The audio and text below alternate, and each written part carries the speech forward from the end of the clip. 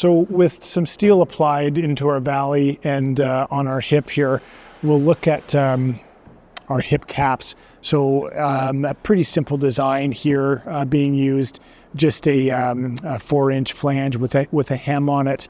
Of course, you could choose whatever style cap you'd like for your hips if you want them to match your ridge caps. In our case here, this isn't a very big hip, so we're going to keep our cap kind of small. And again, with all of the Havelock Metals trims, they are 26 gauge, they are 10 foot in length, and they're customizable. So if we wanted a 4-inch versus a 3-inch or whatever size, happy to do that for you. So of course, on a hip, we're going to overlay our foam closure on this area. So as the hip seals, we'll have a nice weatherproof connection. And I'll show you quickly here. That's the end of our hip.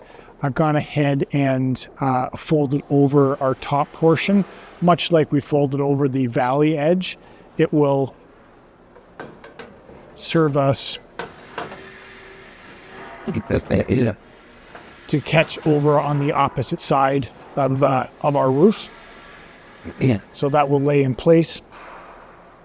Our subsequent next hip, we've marked and we've measured and we've cut off the according angle so that as it overlays, it has a nice junction, and we'll see when we put our fastener on, it's all held together.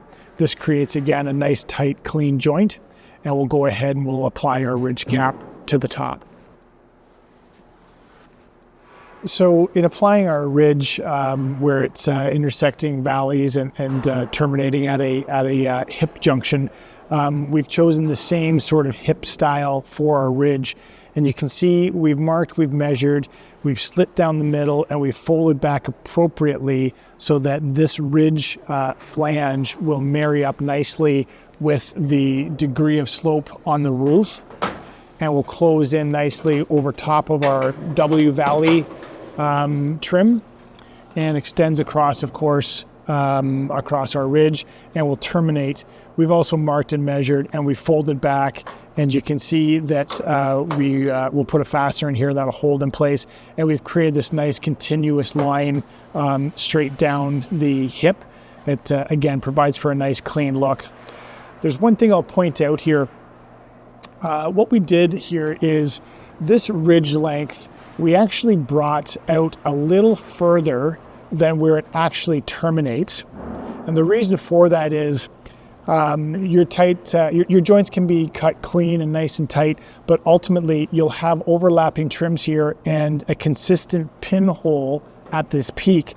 So to help protect that, we brought this ridge out slightly further than where that peak stops by about 1/2 inch. And then close this over. The idea there is this is going to be a nice tight joint. It's going to have some caulking behind it. Chances are it'll never leak, but in the event that it does, it doesn't have anywhere to go because, again, it's not placed over top of that sensitive pinpoint area. It will simply drain out, and again, the look is nice and clean. So as we look at how it terminates, again, back on our valley portion, that same notion of those overlying trims and that consistent connection or junction, if you will, point, that potentially there's still a small pinhole to deal with. Again, because there's so many layers going on here, and the addition of caulking on those layers, you're creating a scenario that is very sound, very weatherproof.